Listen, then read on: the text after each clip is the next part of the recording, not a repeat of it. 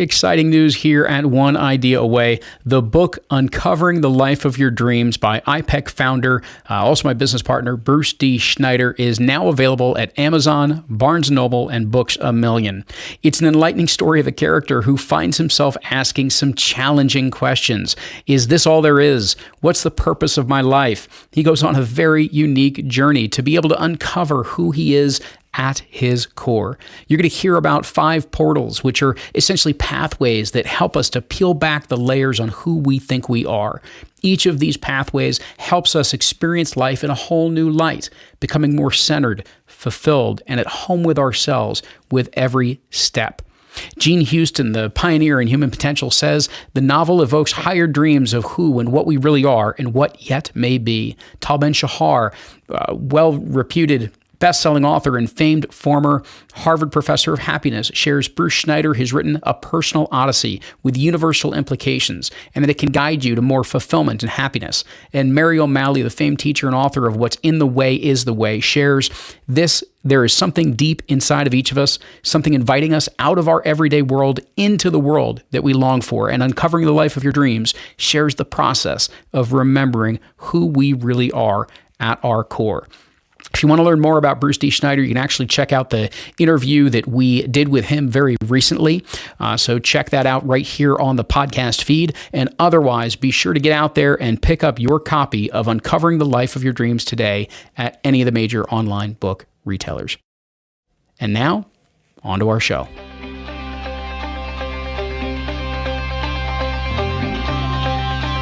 Hi there, and welcome to One Idea Away, not just a podcast, but a community and ongoing conversation meant to inspire and empower individuals to live more fully, deeply, and consciously.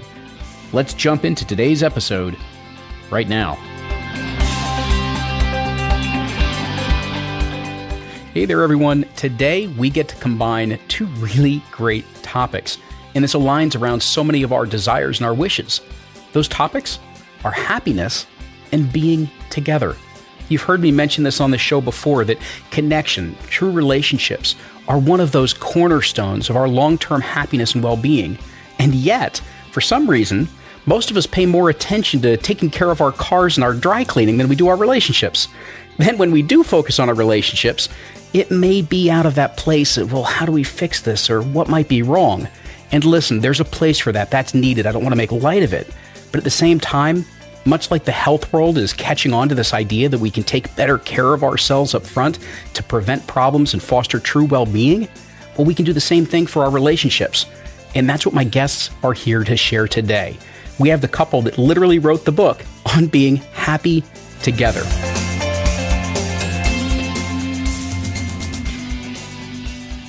My guests today are Suzann Pileggi and James Pawelski, authors of the very recently released book, Happy Together, using the science of positive psychology to build love that lasts. Suzann's background is as a freelance writer, well-being consultant, specializing in the science of happiness and its effects on relationships and health. Her cover story back in 2010 for Scientific American Mind, entitled The Happy Couple, created a lot of interest and attention. It led to workshops and ultimately this book. She also blogs for Psychology Today, writes for the Science of Wellbeing column for Live Happy, and is also a columnist for the International Positive Psychology Association's newsletter, profiling many of the field's leading scientists and their groundbreaking research. And honestly, in positive psychology, most of it is groundbreaking because it's a relatively new field over the last couple of decades. James is the Director of Education and Senior Scholar in the Positive Psychology Center and Adjunct Professor of Religious Studies in the School of Arts and Sciences at the University of Pennsylvania. He's also presently serving as the Principal Investigator on a 3-year, $2.5 million grant from the Templeton Religion Trust to study the humanities and human flourishing. It's a multidisciplinary collaboration for understanding, assessing, and cultivating well-being. Now, with that in mind, I could read you a whole lot more of all of their accolades, but if I do that, the show would be over. So we're just going to get down to it. With that, Susie and James, thank you so much for joining us on One Idea Away. Thanks so much for having us, Luke. We're happy to be here. Luke, it's great to be with you today. Excellent. So now, if I recall, if I looked at it properly, read it properly, Susie, you're the Beatles fan. Is that correct? Sure. Yeah, definitely. Of course. Yeah, you got it. I know both of you may like the Beatles, but if I recall, Susie, you were the bigger fan, which of course leads to our first kind of thought or question. Is love all we need? I think that love is a great start, but I think there's a lot more that you need in a relationship to keep the loving feeling going for a lifetime, if that's your, hopefully, goals for a relationship. So in all seriousness, let me ask, why does it seem that we spend we're more proactive of getting our oil changes and spending hours in the gym, trying to stay in shape. We're more proactive in those areas than we seem to be in terms of the preparation and the effort that we can put into our relationships. It seems like we just seem to wing it. Why do you think that we tend to drift that way? I think because there's so much focus in our culture on the happily ever after, and that there's so much focus on the actual getting together rather than being together and how to stay happy together. All this attention on the wedding, a magical day, of course, but what about the marriage that's intended to last a lifetime? And the way the media portrays relationships often is this, you just fall in love, get married, and you live happily ever after. And to your point, we put so much time on other things in our life, whether it's our car or, our bodies, exercising at the gym, and of course that's important. So how come the probably most important domain of our life, personal relationships, we just expect, loving for a lifetime just to happen easily? Why don't we place the same sort of effort that we do in other aspects of our life? And Luke, I think one piece of this is the kind of emphasis in our culture on soulmates. Now, if we think of soulmate, soulmate can mean a lot of different things. And if you mean by soulmate being close to somebody, we have nothing wrong and nothing against that at all. But oftentimes the notion of soulmate carries with it this kind of mystical, magical, fated sense that there's one person out there and there's nothing you can do to bring you together. But when the time is right, then one fine day that will happen. They'll probably be riding on a white horse, violins will be playing, and you will be happy ever after. And we actually think that's a pretty dangerous way to think about relationships. For one thing, this notion of fate can lead to a sense of inaction. There's nothing I can do to help attract this person or to make it happen that I would meet that person. And so we don't really work at things. And as Susie mentioned, and as you've mentioned, it's really important to work at relationships. And so we like to think of it, Susie's, talked about the gym for our physical body. So we talk in the book about the relationship gym. So it's important to develop the skills and the habits that are important for relationships. But again, if we have this sense of fate, it can lead to inaction. It can also lead to a sense of dependence. So I am dependent on my soulmate for my happiness. It's their job to make me happy. And I think that's where a lot of the relationships fail because they're difficult to sustain, right? And so we get into this sense, we have this overwhelming sense of, wow, I've finally found the perfect person. And then over, weeks, months, suddenly, real life kicks in. And then you're like, wait a minute, it's not so perfect after all. And then we oftentimes move to the opposite extreme of, therefore, there's nothing here. I've got to end this relationship now. Well, it's an interesting dynamic on many, many fronts, because when we believe in that dramatized, the cinematic relationships that are out there, and we believe that we're searching for the one, and then we're in the relationship that doesn't just seem to be gelling. It's like, well, is this the one? Maybe it was somebody else that was the one. And how do I find that one out of 7 billion people? And it leads to all sorts of different things. I think the other thing that you mentioned, which I'd love for you guys to elaborate on a little further, is this idea of looking to the other person to sort of satisfy your needs, or that they've got to be these things to make this relationship work. We place that kind of onus or responsibility or even obligation on our partners. And I was wondering if you could just say a little bit more about where does that stem from, and obviously what are some of the things to watch out for when we go down that road? We think that it's such a popular, idea of this sense of, a soulmate or you complete me. We talk about the Jerry Maguire movie that I'm sure most people are familiar with, that scene, and he says, to his wife, you complete me, and, the music goes up and everybody's tearful.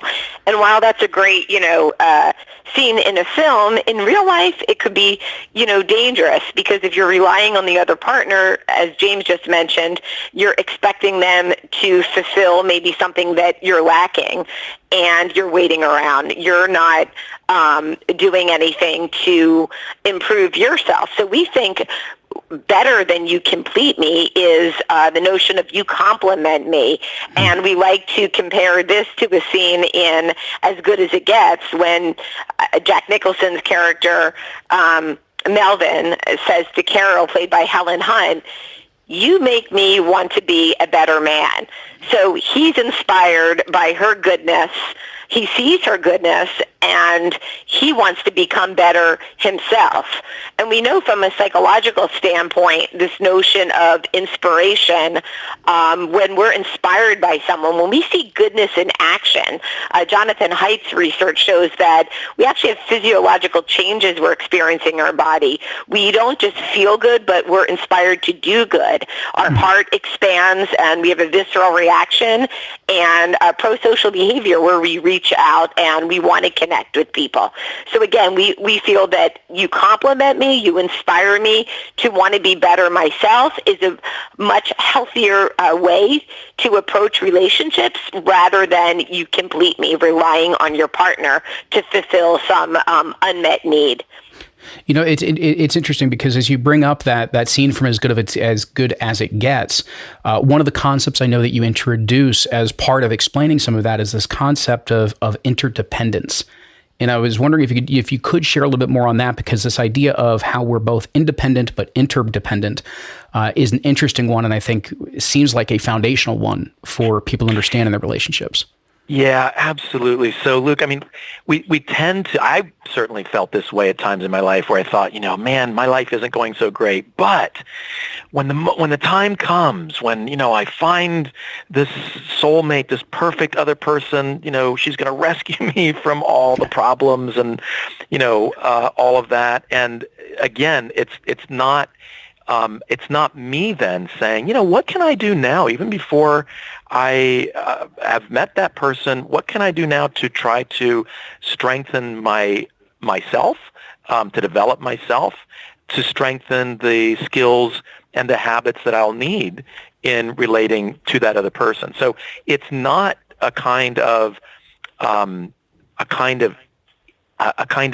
dependence where I'm dependent on the other person that we want. And in fact, I wanted to mention the philosopher Alain de Botton says that every person who's ever gotten married, it kind of goes with the territory that, one day you wake up and you go, oh my goodness, I married the wrong person, right? And it's just like, if you go to the gym, some days you got great days, some days you go to the gym, you're like, man, nothing is working. But that doesn't mean you throw in the towel and you never come back. Right. By normalizing those times of frustration that can come, we can move into a longer-term approach. But again, that's hard to do if you're completely dependent on the other person. And then you wake up one day and you're like, oh, they're not meeting my needs. Mm-hmm. Therefore, I have nowhere to go and I need to get out of this relationship. So we don't want to aim toward dependence. We also don't want to have independence where you're just not interacting with the other person. Research indicates that it's interdependence that we really want to aim for in our relationships. I forget if this was the exact type of wording that you guys use, so maybe this is some of my wording, but part of what you painted out there as a picture is that within that, whether we call it a goal or a vision for relationships, it's that we ourselves are trying to become our true self. And at the same time, we're trying to be there to be supportive of our partner in them becoming their true self. So it's kind of this mutual journey of growth that we're kind of traveling together, as it were. Absolutely, Luke. And look, I'm a philosopher. Can I mention Aristotle? Absolutely. Is that okay on this podcast? It's just I find it very interesting that we're talking about the relationships and from the standpoint of romance that's in cinema, and now we're going to bring in the science and philosophy of it. And so I do have a question about how we don't lose the romance, but let's start with Aristotle. Well, yeah, when you think about romance, you don't necessarily immediately think of Aristotle, but it turns ancient out Greek philosophers, right? Yeah. We do. It turns out he had some very important things to say about relationships that we think are really germane here. So Aristotle said that human beings love three kinds of things. We love what is useful, we love what is pleasurable, and we love what is good. And he said we have three different kinds of friendships that correspond to these things. And, if you think about your own life, I'm sure there are friends that you've had over the years who've been useful. Maybe study buddies in school, business partners. It's great and very useful to be friends with them. And hopefully friends that it's been really fun. You hang out with them on the weekends and they're just a ton of fun. And Aristotle says there's nothing wrong with those kinds of friendships. But he says there's a third kind of friendship that is actually a deeper and more stable kind of friendship. And this is friendship that's based on goodness. So you're attracted to the other person because of the good character you see in them. And Aristotle says that can inspire you then to want to be a better person yourself. So with the friendship of usefulness and pleasure, that's more what I want to get out of the relationship, right? I want you to be useful to me. I want you to entertain me. Whereas with the friendships of goodness, it's more about what I can put into the relationship, how I can help you to be a better person, to support you in your good character. And then also, how can I work on myself to be a better person as well? So this is a conversation that actually Susie and I were having on our honeymoon in St. Lucia just about 8 years ago. And Susie had a really interesting take on this that I think would be appropriate to turn Please. to now. So while we're talking about Aristotle on our honeymoon, because isn't that what one does? That's what people does. That's what we do. Exactly. Absolutely. Yeah, sure.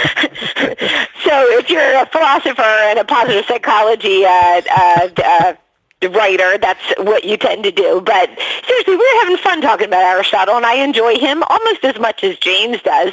And Luke, on the beach, when we were talking about his notion of friendships, I said to James, well, why did Aristotle have to just limit this to friendships? Yeah. What if we took this up a notch and we applied his philosophy to our romantic relationship, to our marriage? And we really focused on helping identify the good in each other and helping become better individuals and becoming stronger as a couple.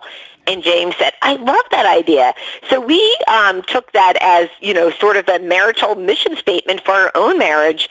And as you know, that's the framework of the book, how to become better individuals and stronger as a couple. And then we use positive psychology as some methods to help you on that front. So let me take it then from this direction, because I kind of threw in the joke before of we've got this cinematic, dramatized, romantic view of what relationships can be, and certainly it feels great when we're in that type of place. But now we're bringing in kind of the science and the philosophy of it. And what I wanted to bring up is, and I've seen this even just in the way, obviously, that positive psychology has even emerged over these last 20 plus years, is that when we begin, originally it may feel like effort of doing things that may not be our normal routine, but at some point this almost virtuous cycle begins to kick in. And you gain this momentum, you gain this flow towards what you're going through and what you're working on at any given time. And it seems like that's where all of a sudden it goes from effort back to, I'm not sure if you would equate flow to romance in that truest sense, but it seems like that's where all of a sudden this very interesting shift takes place. And you start to have that deeper relationship than even just the romance may involve. Luke, I think that's very insightful. And look, there's a kind of an oppositional or a flow of energy here, isn't there? When you think about the way a typical romantic relationship goes, typically at the beginning, it's very easy and pleasurable, and we just want to spend time with that person, and we're like, oh my goodness, this is great. My life is now going to be great forever, right? And then you think about starting out going to the gym, And boy, that first day, if you're working with a trainer, first day the trainer's like, I think you can handle 30 pounds, and you're like, I think I can handle 10. And so you do the workout, and man, that night and the next morning you wake up, you're so sore. You're like, what have I gotten myself into? And that's where a lot of people quit. Right? Yeah. Because it's hard, it's difficult. The challenge, of course, is, as we all know, with the workouts, you got to stick with it. And then it becomes something that it becomes a habit. It becomes something that you're like, wow, I'm really seeing the difference that it's making in my life, in my health.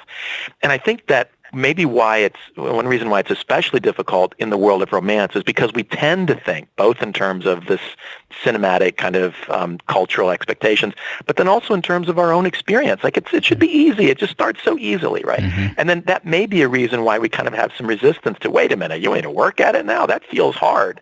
And the thing to do is to remember that in the relationship gym, just like in the physical gym, there may be some things that, that start out and you're like, what's this about?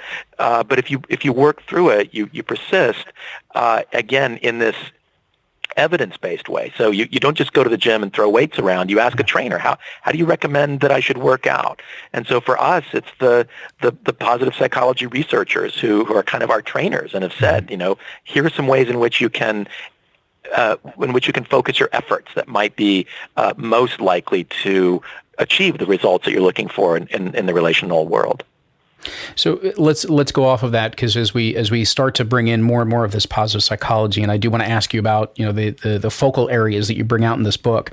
Just before we go there, I think one of those incredibly misconstrued concepts out there, just based on cultural norms and definitions, is this idea of being happy or happiness. Because I think most people in today's world seems to equate that happiness to what you were describing before, what Aristotle would have called pleasurable. But that's not what he meant, and it's not what positive psychology means. And so I was wondering, before we talk about happy together, if either of you could talk about what do we really mean by happy? So, Luke, that is so important. So we'll use the example of our 7 and a quarter-year-old. Got to get that quarter in there. He's not 10 yet. You've got to get the quarter and the halves in there. That's right. So look, if we ask our son Liam, whom we love so much, what would make you happy today? Ice cream. Cookies, staying up late. Mm-hmm. Playing video games. Those are kind of some of the things on the top of his list. Yeah. Now, if you ask Susie and me what we most want for our son Liam, we would say we want him to be happy. Does that mean we want him to have, lots of ice cream, cookies, staying up late, being good?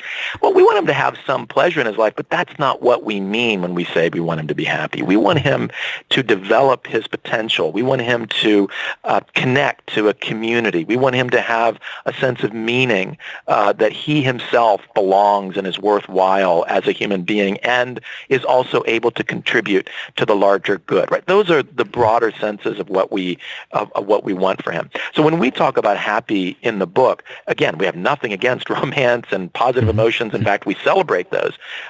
And our notion of happiness is more broad and extends to a kind of overall sense of flourishing in our lives, even if we're not feeling ebullient in any one day. Mm-hmm. Absolutely. And I think that's one of those key words that has come much more to the forefront of positive psychology is flourishing, because that really is what this is all about, is how is it that we truly flourish within our lives, flourish within who we are, flourish in who we are together, in that regard. Right. So if we touch into a little bit of these couple of areas, and as much as I'd love to dive into the depth of all of them, we'll just touch on them so far. But the first of those areas is passion. And Susie, I was hoping maybe you could elaborate a little bit on this idea of passion, because it seems like there are some key things for us to know about what you're really talking about, what type of passion fuels being happy together versus some of the passion we may confuse within a relationship. Sure. So passion, of course, is important to a relationship, and we all want passion. Why wouldn't we? The problem is we often mistake an unhealthy passion for a healthy passion, partly because of our pop culture, as we mentioned. So the cinematic version of passion is, I can't live without you, you're my one and only. There's song titles and even perfumes named Obsession. So it's this all-consuming notion, if I'm not with you, I'm going to die without you. And people tend to mistake that, and they think, well, wait a minute, I'm not feeling that way. Maybe this person's not right for me. Or as soon as those sort of feelings die away, they might, jump into other relationships and keep on switching relationships when those feelings die down. But the research shows, it's Bob Valleran's research on the psychological concept of passion, there's actually something called a harmonious or a healthy passion, and there's the obsessive passion that I just described. And in a healthy, harmonious passion, yes, you have those feelings that you want to be with your partner all the time. In the beginning of a relationship, it's very similar to early stages, newlywed stages. Passionate form of love, and that's great, and it feels wonderful.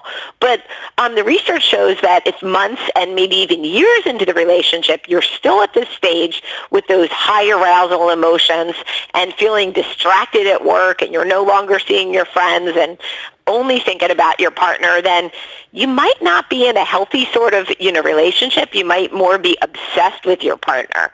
So to build a harmonious passion, it's important to make sure you remember who you are. Who was that person before you got involved with your partner? What were those activities and friendships that you had? And are you still doing those interests? And are you still spending time with close loved ones other than your romantic partner?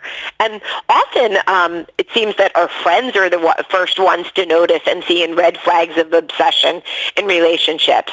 So the research advised people that if your friends are noticing something about, your relationship, you should take heed, because sometimes we're so absorbed with our partner and we're not realizing that we might not be in the healthiest of relationships. Right. It's interesting. It was a couple of notes that I was jotting down. And when we're early in a relationship, there's something that, when we're drawn and that attraction is firing off and the romance is there, and where that obsession even comes from, it ties into some biological and evolutionary type of things that are going on. There's a reason why we're that attracted to people on the front end of things. It was very important for us to grow through our kind of social nature. The other thing, which I'm curious if you could comment on, and I wish I could remember correctly whose primary work I'm drawing this from, but I think it was from Gottman, that talks about how later in a relationship, or as a relationship matures, some of that passion actually ends up coming through the idea of things more like intimacy and vulnerability. And so it's almost like the more that we open up, the more we connect from that space, it's a different type of passion. That harmonious passion, I think, is as you described it, emerges differently. Definitely.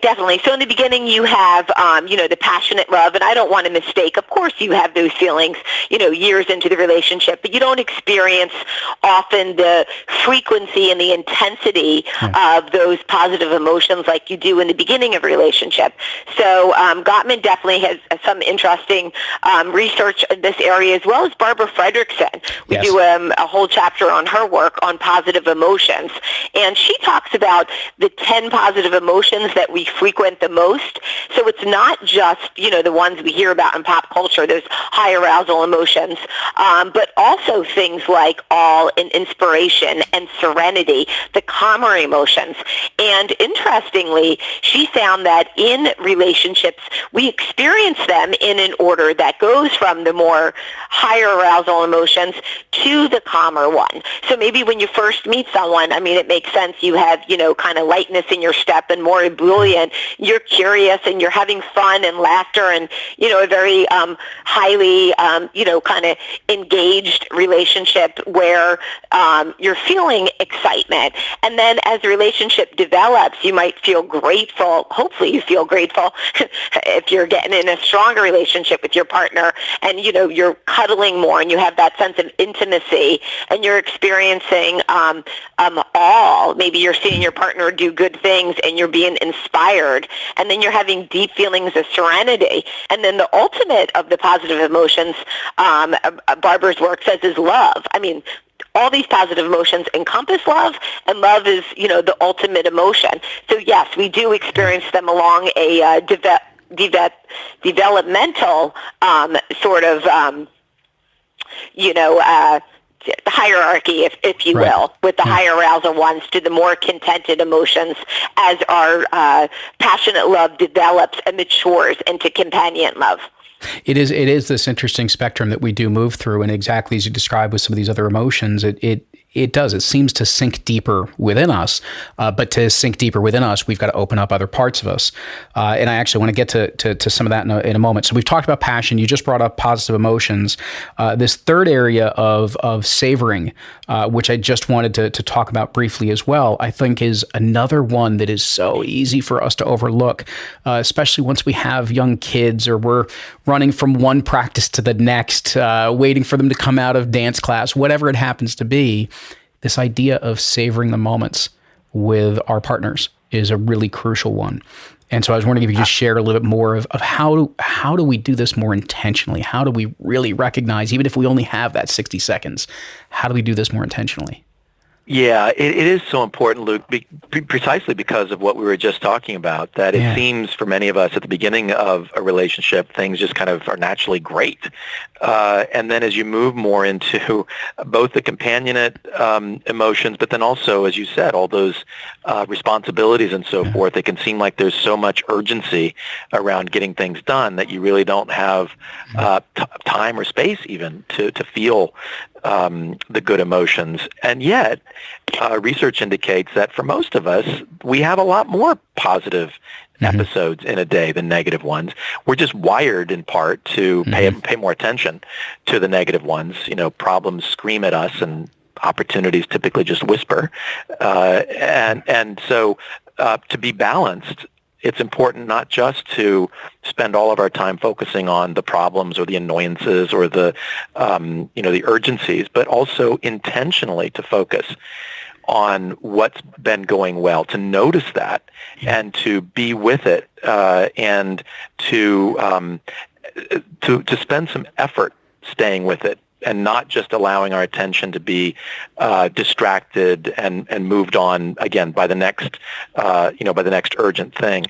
So there are particular skills that we can develop in terms of doing that practice. One of the things that we recommend is a positive relationship portfolio. So over the course of a week, you just put together things, maybe on a particular place in your bedroom, or maybe gathering electronically if that's a preference for you. But just bring together things that help you to savor your relationship. So it could be cards that you have received from your significant other. It could be music that you share that's special. It could be photos, obviously.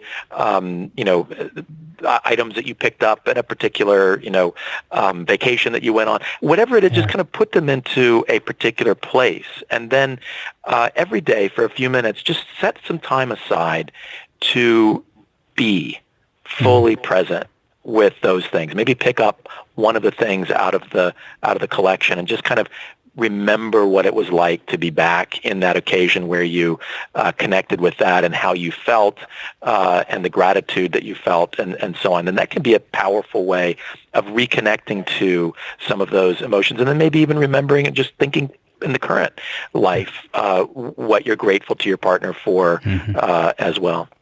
Yeah, certainly that gratitude practice can be a key one. And even just the image that came up for me of, and just something for everybody to pop into your heads of, just think about, you and your partner sitting down. Think of a picture from this really great maybe vacation you took, or this great dinner out that you had to celebrate something, and you took this picture. What's the feeling you have after you spend a few minutes with your partner reliving that experience, connecting on that, compared to flipping on the latest Netflix series? Which one are you going to feel better about 10 minutes from now, right? And so it's funny because it's really easy for us to go flip on, whatever the next binge watch happens to be. And yet that's not the thing that enriches our lives. Yeah. And it's just being more intentional about it until it becomes part of who we are. So Luke, I think you're exactly right. I mean, think about it in the physical, right? So which is going to make you feel better in the longer term? Eating that stack of chocolate chip cookies in your kitchen, right? Yeah. Or going to the gym and doing a workout, right? Yeah. Right. And I think, too, Luke, what you mentioned goes back to positive emotions.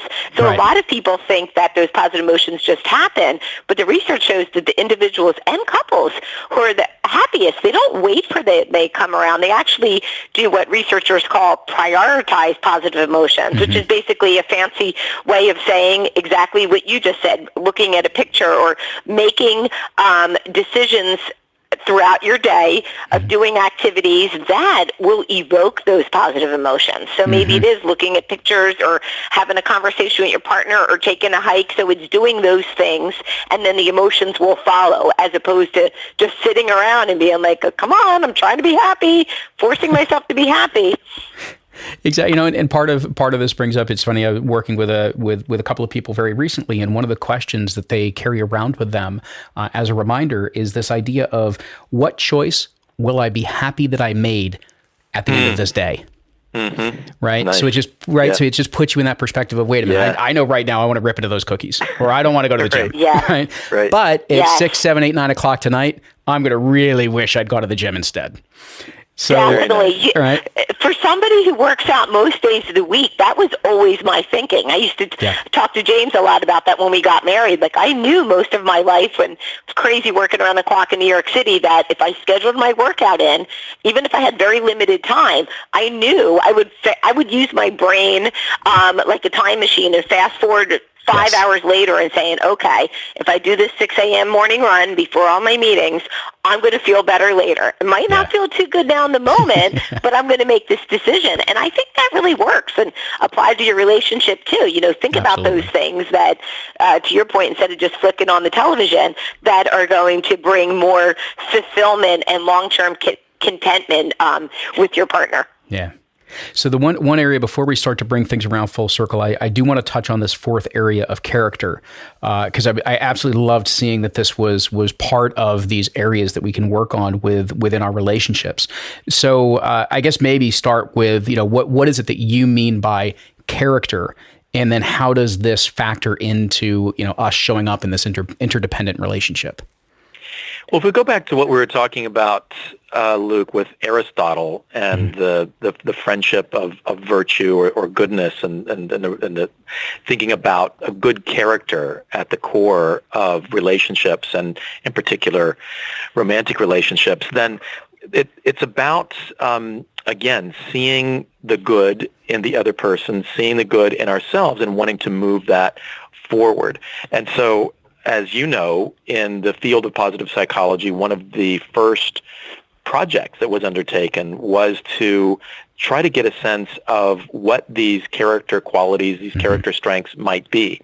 And so researchers did a literature review, or really a cultural review, looking across cultures and across time to see what virtues and character strengths were valued across those times and cultures.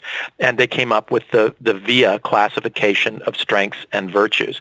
And so there are 24 strengths that they have identified, and they've hypothesized that there are some of them that each of us are just naturally good at. So there might be some, for example, who are naturally good at kindness. Some of us are just naturally good at love of learning or curiosity, and or leadership. And so there's a way that you can, there's a survey that you can take, a questionnaire you can take to identify what your top strengths are, called signature strengths. And you can find a link to that on our website at buildhappytogether.com. And so we encourage your listeners, to both of them, if possible, to take that survey and identify their signature strengths. That puts a particular kind of language around what can seem kind of theoretical and philosophical, about character. Susie, do you want to talk specifically about one of our favorite activities then that people can do once they've identified their strengths? Sure. So we encourage partners, as James said, both people in the relationship, to find out what their strengths are.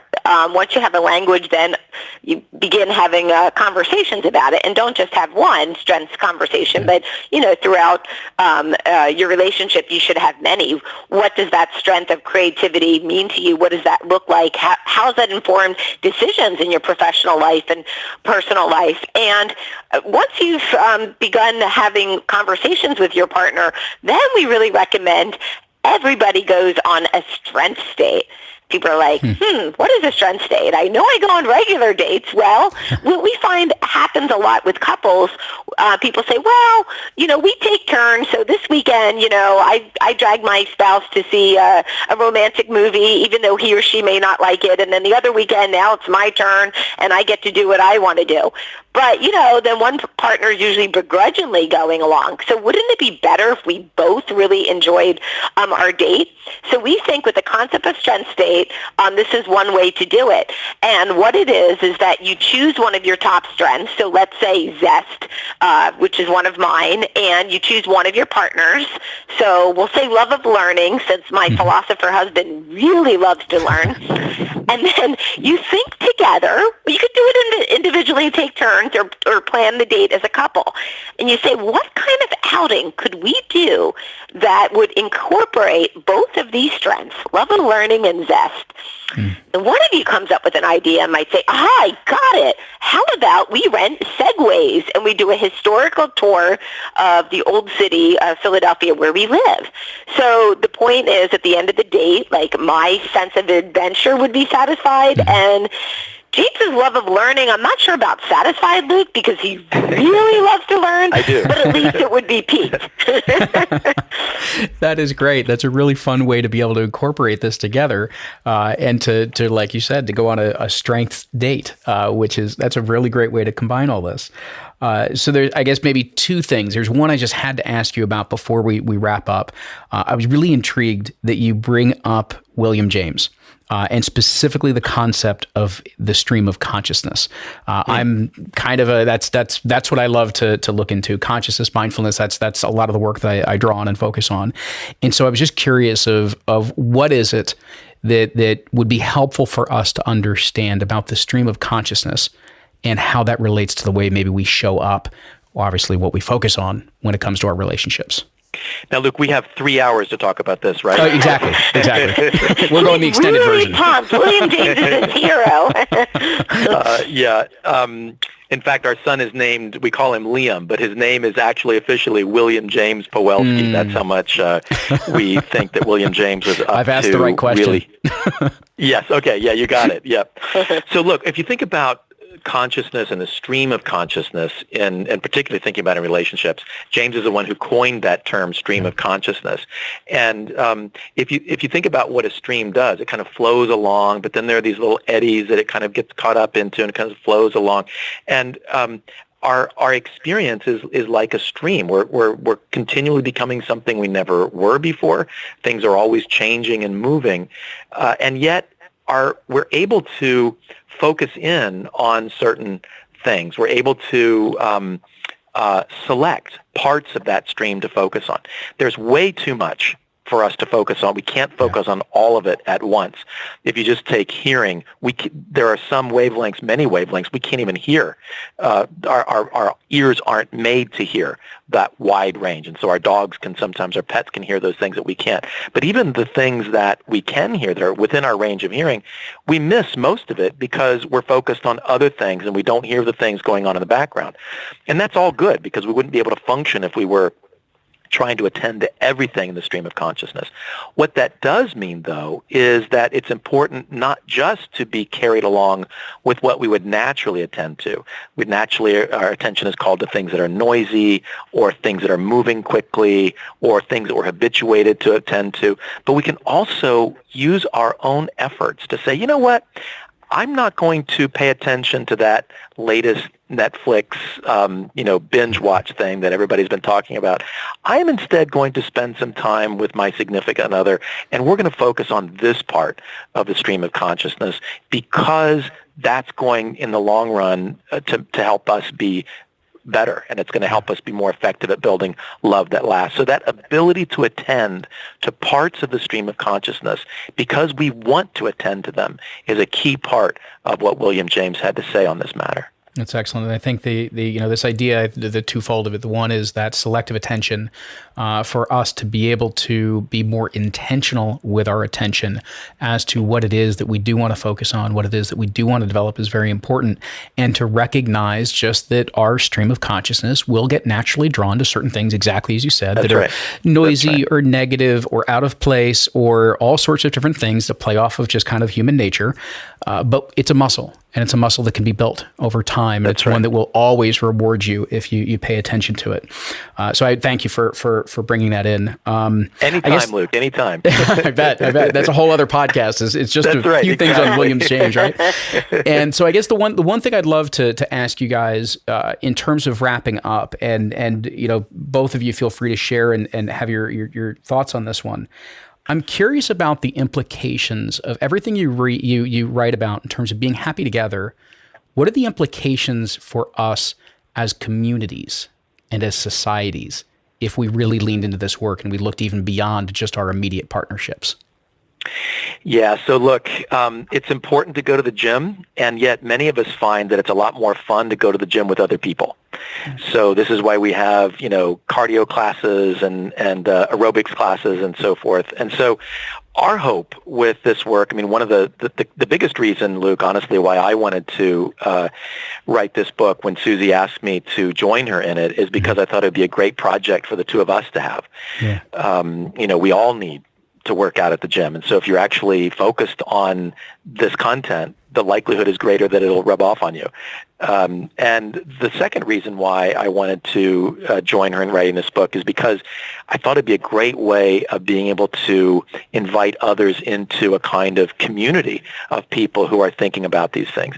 Just like when you go to the gym, it's great to hear tips from other people who've tried different workout strategies or have been with, have had similar kinds of challenges and have gotten through them and so forth. So it's important in relationships to have people that we can connect with, and that might be mentors, people who've we just have all kinds of respect for in terms of what they've done in their relationships. My parents I've been married just about 60 years, and so, man, it's what a legacy and what a lot we can learn from them. On the other hand, too, it's important to have couples who are just starting out, maybe, and you can kind of share your ideas with them to help them move forward. But again, the idea is this notion of a community of people talking about these things, working on it together. And Susie, do you maybe want to talk about the pledge opportunity that we have as well? Sure. So I just wanted to mention, yes, to James's point, you have trainers at the gym, and we have mentors at work.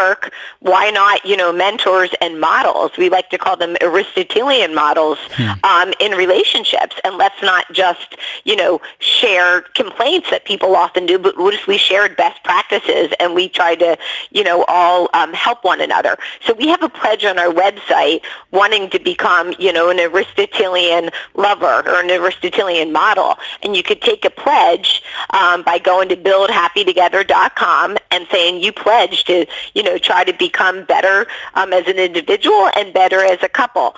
And we also invite people to share their stories or nominate stories of others who they think are really good Aristotelian mentors when it comes to love. That is great. That is wonderful. And, it's just amazing to me that the more that we can do, not only to work on ourselves, to work with our partners, those that are absolutely closest to us, the ability then for various couples to be able to work together. And it has this beautiful effect of growing from the inside out. And at one point, certainly it would be a beautiful thing to actually see us happy together as whole communities and maybe, dare I say, a country and a world at some point. Susie and James, I want to thank you so much for coming here on One Idea Way, for sharing your wisdom, your insight, and the work that you're up to in the world.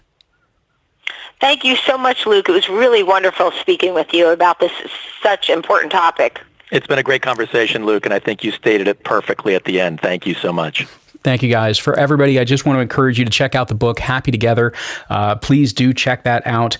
And honestly, there's a tremendous amount of practices and exercises because there's a lot more tools and tips and things like that in addition to the rich conversation we've already been having and so much more detail that it gets into. So please do absolutely check that out. And really, this is just your chance to continue to look back, to reflect, and figure out how you can be more intentional in your relationships, in your own development, in your life. And that's what we do on this show. And so with that, as always, thank you so much for dropping in. And until next time, continue to enjoy the journey.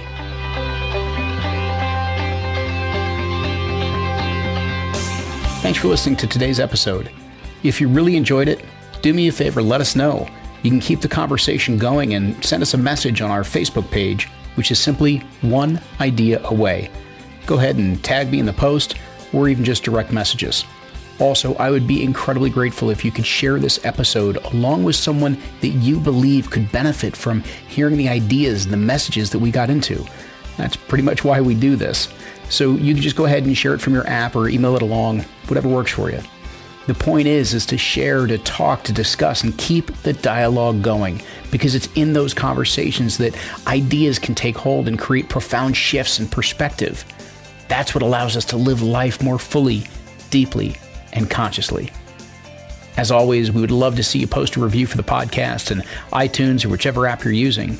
And until next time, remember, you're never more than one idea away from a whole new reality. This is Luke Iorio and One Idea Away, signing off.